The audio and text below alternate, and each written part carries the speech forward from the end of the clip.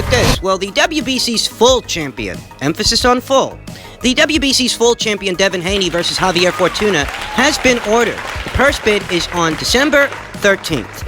What do I think about this fight? What do I think about this situation? Well, the circumstances behind Devin Haney becoming a full-fledged world champion in the lightweight division are unique circumstances. Devin Haney did not get the opportunity to walk through the fire the way some others have. He didn't beat a champion in order to be a champion, even though that's what he wanted. He lined himself up for a Vasyl Lomachenko fight by participating in that final eliminator against Zaur Abdullayev. It was a mandated fight. It was ordered. But we see what happened. That as Devin Haney became the mandatory challenger for the green belt, Vasyl Lomachenko was elevated or crowned, or however you want to characterize it, as the French fry champion. And French fry champions, they don't have to satisfy mandatories. Thus, Devin Haney's opportunity to beat a champion, to be a champion, was stifled. It's not his fault. So in that way, he's a belt holder, he's a titleist holding the full version of a title that is still making his bones. He's still green. He still needs experience. He does. And I will say that Javier Fortuna, as an opponent for Devin Haney, who still is on the green side, I will say that Javier Fortuna, as an opponent option, as a mandatory challenger, can provide the kind of experience that Devin Haney has not amassed yet. In that way, I think the fight makes sense. I think it's a good fight. I think it's about all you can ask Devin to do, given that, hey, he wanted to fight the big dog at 135, but the big dog, he's a French fry champion now, so he's on to do other things. Devin Haney's got to fight somebody. Enter Javier Fortuna. It's a good fight. It's a decent fight. It's the kind of fight that Devin needs. I think it's a fight that makes sense. It's an opportunity for Devin Haney to make a statement against someone who's been around the proverbial block, as it were. You know that Javier Fortuna, he's been in there with anyone from Robert Easter to Adrian Granados to Sharif Boguer to Jason Sosa. This is a guy who has given seven undefeated fighters their first professional losses.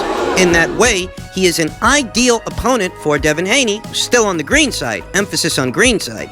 He's an ideal opponent for Devin Haney to continue to make his bones. Javier is a top 10 guy in the 135-pound division. Got a professional record of 35 wins, only 2 losses, and 1 draw. This is an experienced vet.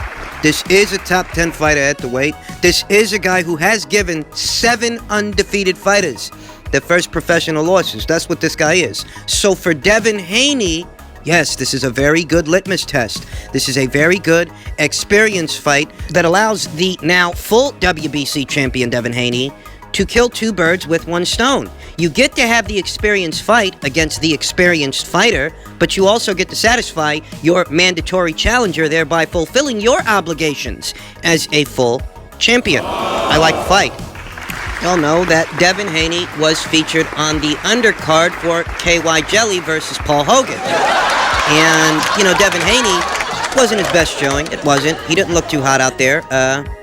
Some people, very critical, saying that he languished, that he's not ready for Vasyl Lomachenko, and that's what that performance showed. I never thought he was ready for Vasyl Lomachenko, you understand. I felt that it was too soon for that fight.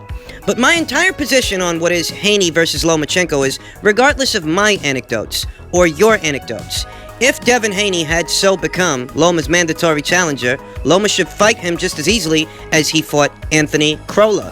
No excuses, no crying, no bitching, no moaning, none of that. Okay? From the fans. You know, that's how some people interpreted that performance, that it denotes that Haney is still on the green side. It denotes that he's still got more growing to do, and I've never denied that. That, yeah, Devin Haney strikes me as being a bit green. I think he wants that Lomachenko fight a bit too soon, but better still, he has set the precedence. He has put the work in because he had become Loma's mandatory challenger. So there shouldn't be any complaints, but, you know, it is what it is. Better still, you know, that was people's reaction to that fight, that he didn't look good against Santiago. So if he goes in there and looks good, or at least dominant, against, you know, Javier Fortuna, I think he will right that wrong. I think he will grow from that, and I think that he will sway some of, not all, but some of the naysayers, as Javier Fortuna is a better guy than Santiago, at least a more experienced guy, more tough guy, more grizzled veteran. Fortuna achieved mandatory status very recently when he blew Jesus Cuellar out of the water in what was a WBC final eliminator, hence him earning that position and now challenging Devin Haney for his full belt. And this entire franchise French fry situation, as it were, has created a lot of confusion and division amongst the fans because a lot of people are giving Vasyl Lomachenko the same heat that they gave Canelo Alvarez. You know, that whole French fry thing that the WBC cooked up is just a means for them to give certain fighters a pass to not satisfy mandatory challengers whilst at the same time remaining champions. But their championship status does come under question when the man opposite the ring of them does not win a full WBC title. If the winner of Comey versus Lopez, whoever it is to fight Vasyl Lomachenko, and by some chance they beat him, will that make them the full-fledged WBC champion? No, it won't, because Devin Haney's got that version of the title. The only version of the title that can be won and transferred in combat. Whereas if somebody fights Lomachenko and beats him, they don't become franchise champions, and all I get is a diamond belt. But we all know the WBC Diamond Champion is not recognized as the full WBC champion in a given weight class. That's just another drink. When Jorge Linares had the WBC Diamond belt in unison with the WBA full title, nobody considered Jorge the full WBC champion. You know who they considered the full champion? Mikey Garcia, okay? So that same logic has to stick here. That if by some chance somebody beats Vasyl Lomachenko, not saying they will or won't, but if it were to happen that way, well, they wouldn't become the full WBC champion. So in that way, Vasyl Lomachenko is not the full WBC champion. Devin Haney is, and that in and of itself sets the precedence for Lomachenko to at some point fight Devin Haney. A lot of fans out there that have gone on the attack, questioning Devin Haney's status as a champion. Vasyl Lomachenko was elevated to franchise champion. Devin Haney elevated from interim champion to WBC champion. Explain to me the reasoning behind that. When you have a interim champion and the world champion of the division does not fight him for whatever reason, medical, retire, or simply vacate the title, the interim champion becomes the world champion. So it's a rule that has always existed. Calling his belt a cooked-up belt, a digital title, when the only reason that this guy's holding any version of a full WBC title is because Lomachenko's people petitioned to become franchise champions. That's something that they wanted. To my knowledge, Vasyl Lomachenko is not injured. He's not in a position to be giving up the title. So why is there a need for Devin Haney to be upgraded from interim champion to full champion? Because Lomachenko petitioned to be awarded the franchise champion status. So the WBC voted in favor, and now he's a franchise champion, and Haney is a champion of the division. So this is the byproduct of that. It's causality, folks. If Loma never petitioned to become a franchise champion, Devin Haney would have never got that full version of the title, and he would have had to challenge Lomachenko for it. But that's not how it happened. So if you want to hold the WBC accountable for their chicanery and their shenanigans, you must assign the blame where it belongs. Everywhere it belongs. They didn't just up and decide to name Vasyl Lomachenko a franchise champion. This is something that Top Rank pushed for. So assign the blame where the blame belongs, you bunch of fucking fanboys.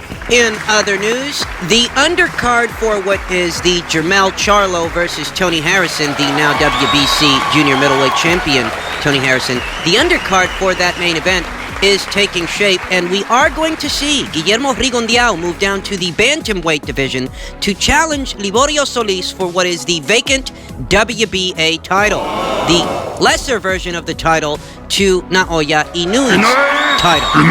Just as well, heavyweight up-and-comer F.A. Ajagba is going to make an appearance on that card as well.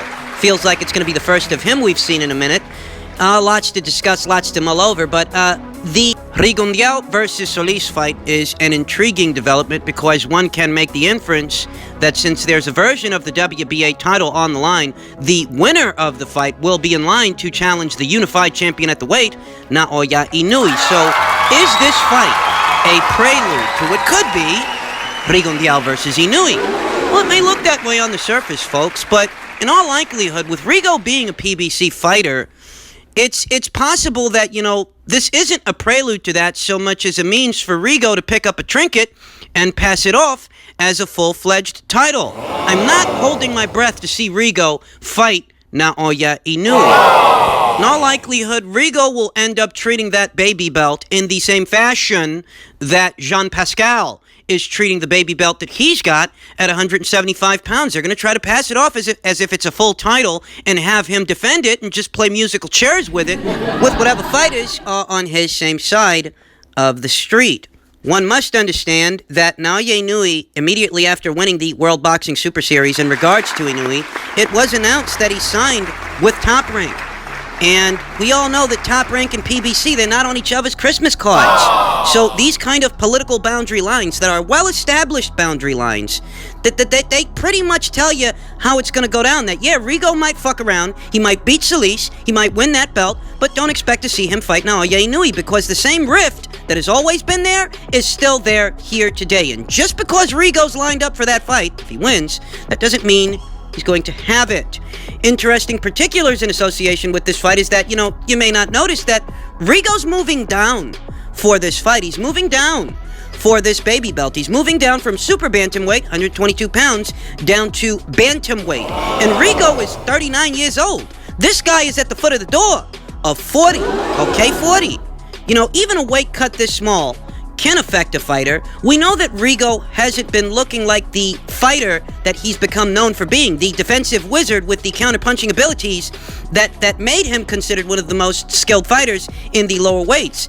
As of late, Rigo has become partial to fighting in the phone booth, fighting in a crawl space, fighting within close quarters of his opponent. It's because Rigo, at 39 years old, he doesn't have the legs to continue to be the same fighter that he used to be. Thus, the athleticism, the mobility, the sharp movements that made Rigo considered one of the best defensive fighters in the lower weights, these kind of tactics are taxing on what is a 39-year-old fighter. Body. So now he's playing guys close to the chest, and he's trying to impose his will on them because He's slowed down. the ravages of time have slowed him down enough that he can't continue to be the same guy that he used to be. Now, Liborio Solis, he's in Guillermo Rigondeaux's same age group, where Rigondeaux is 39 years old. Liborio is actually 37 years old. So there's not much of a disparity in the fighters' ages. It's just that, both of these guys pushing 40, we're going to find out who's aging like wine and who's aging like fruit. As I mentioned, Guillermo Rigondeaux is moving down for this fight from super bantamweight down to bantamweight. That's 122 down to 118, a 4-pound weight cut. One has to wonder how a weight cut like this is going to affect the implementation, the performance of what is a 39-year-old fighter. 39-year-old fighter in Guillermo Rigondeaux, who really doesn't have a lot of time. He took a lot of punishment in that Julio Solis fight. He looked like he was on his way to losing that fight, if you ask me. Kind of bailed himself out of there with the knockout. It was a difficult situation fighting at that range. One would expect Rigo, with all his defensive prowess, his capabilities, what he became known for, to offset the other guy's aggression rather than engaging him in it. But that's very much what he did. And at 39 years old, moving down to bantamweight, cutting those last 3 or 4 pounds, one does have to wonder, what kind of Rigo are we going to be looking at on December 21st? There is genuine intrigue as a result of this development. Because if you spent your camp losing those last 3 or 4 pounds, that could be a very hard 3 or 4 pounds. Now, I know 3 or 4 pounds may not sound like much to me and you, us couch potatoes. But rest assured, for the fighter, that last 3 or 4 pounds that you're trying to lose so you can make the weight, that can have a great effect over your performance the night of the fight. If it was a difficult 3 or 4 pounds to make, and for a 39-year-old fighter, there is a possibility that, it might have been taxing for him to make that weight. Might be drained. I'll say that this is an intriguing situation and what is an intriguing card overall, because this is going to be the card where Jermell Charlo attempts to regain the world title that was pried away from him from Tony Harrison. This fight's going down on December 21st on Fox. I actually think it's going to get some really good viewership, it being that it's that much more accessible being on Fox as opposed to Showtime. Given that Rigo's going to be on the card, given that Jermell Charlo's going to be trying to get that title back from Tony Harrison, I think it's going to get good viewership, this fight, I do.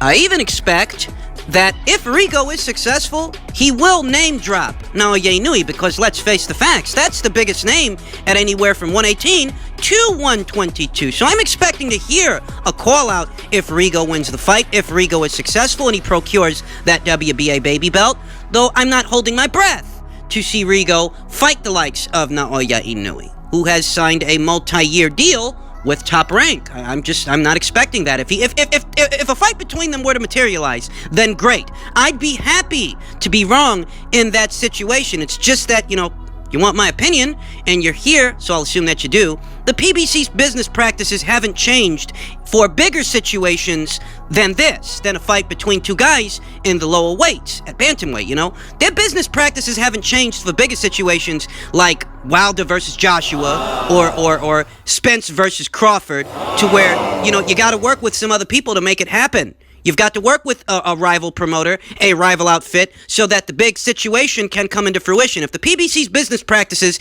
did not change for those situations, it's not very likely that it would change for this situation, a situation between two bantamweights. Thus, it's an intriguing situation between Rigondeaux and Liborio Solis. It is, but I don't think it's going to necessarily reverberate throughout the rank standings to the upper echelon guys, to Naoya Inoue in particular, and just any other belt holder there. Ubali, Zolani Tete. I don't think it's going to make the least bit of difference in those situations as far as Rigo versus one of them. I just don't see it happening because all those other guys are on other sides of the street.